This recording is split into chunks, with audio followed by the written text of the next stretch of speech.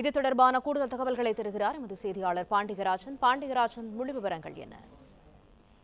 தமிழ்நாடு முதலமைச்சர் விஜய் அவர்கள் சென்னை சேத்துப்பட்டில் இருக்கக்கூடிய பயோ சிஎன்ஜி பிளான்ட், அதாவது இயற்கை எரிவாயு உற்பத்தி மையத்தை ஆய்வு மேற்கொண்டிருக்கிறார். இப்படி சேத்துப்பட்டு பகுதியில் மாநகராட்சியின் சார்பில் மற்றும் பொது மற்றும் தனியார் பங்களிப்புள்ள 100 மெட்ரிக் டன் காய்கறி மற்றும் உணவு கழிவுகளை கொண்டு செயல்படுத்தப்பட்டு வரும் உயிரி எரிவாயு உற்பத்தி நிலையத்தை தற்போது முதலமைச்சர் ஆய்வு மேற்கொண்டிருக்கிறார். சென்னையில் சேகரிக்கப்படக்கூடிய கழிவுகளை காய்கறி மற்றும் உணவு கழிவுகள் போன்ற ஈர கழிவுகள் மூலமாக உயிரி எரிவாயு உற்பத்தி செய்யும் நிலையங்கள் செயல்பட்டு வருகிறது. கிட்டத்தட்ட சென்னையை பொறுத்த வரைக்கும் குப்பை கிடங்குகளை மற்றும் குப்பைகளை மேலாண்மை செய்வது என்பது மிகப்பெரிய சவாலாக இருந்து வருகிறது.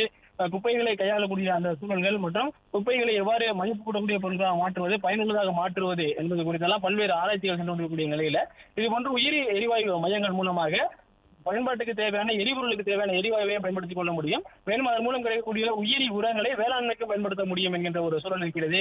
இந்நிலையில்தான் சென்னை சேத்துப்பட்டில் இருக்கக்கூடிய அந்த 100 மெட்ரிக் டன் ஈரக்கழிவுகள் மூலமாக உயிரி வாயுவை உற்பத்தி செய்யக்கூடிய அந்த நிலையம் மற்றும் உயிரி உரம் உற்பத்தி செய்யப்படக்கூடிய அந்த நிலையத்தை தமிழ்நாடு முதலமைச்சர் விஜய் அவர்கள் பார்வையிட்டு வருகிறார்.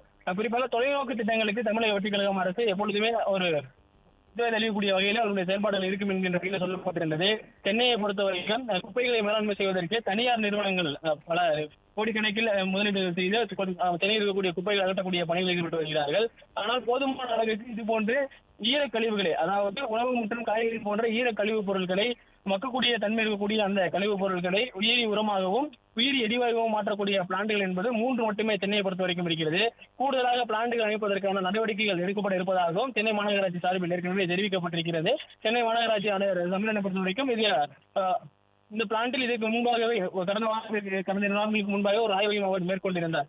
குறிப்பாக இந்த உயிரி எரிவாயு தயாரிக்கக்கூடிய அந்த பணி என்பது மக்கக்கூடிய தன்மையில் இருக்கக்கூடிய உணவுப் பொருட்கள் மற்றும் காய்கறி கழிவுகளை ஒரு மூடப்பட்ட தரைத்தளத்தில் அடைப்பார்கள். அதிலிருந்து நுண்ணுயிர்கள் மூலமாக அதிலிருந்து பயோகேஸ் என்று சொல்லக்கூடிய சிஎன்ஜி உயிரி எரிவாயு என்பது பெறப்படும்.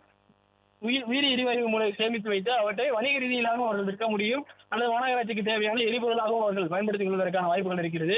அதே நேரத்தில் உயிரி எரிவாயு பெறப்பட்டதன் பிறகாக அதில் மீதம் இருக்கக்கூடிய அந்த கழிவுகள் மக்கிய நிலையில் இருக்கும், அது உயிரி உரமாக பயன்படுத்தலாம். உயிரி உரத்தை பொறுத்த வரைக்கும் மண்ணுக்கு நுண்ணுயிர் சத்துக்கள் வழங்கக்கூடிய ஒரு பொருளாகவும் மாறும். அந்த வகையில் சென்னையில் வெளியேற்றப்படக்கூடிய டன் கணக்கிலான கழிவுகளை, மக்கும் தன்மை இருக்கக்கூடிய கழிவுகளை, ஈர கழிவுகளை இது போன்று உயிரி எரிவாயு மையத்தின் மூலமாக உயிரி உரமாகவும் உயிரி எரிவாயுவாகவும் மாற்றக்கூடிய அந்த பணிகள் என்பது ஒரு எதிர்கால திட்டத்தை வழங்கக்கூடிய ஒன்றாக இருக்கும். தற்போது செயல்பட்டு வரக்கூடிய இந்த சிஎன்ஜி பிளான்டை தமிழ்நாடு முதலமைச்சர் அவர்கள் ஆய்வு மேற்கொண்டு வருகிறார்.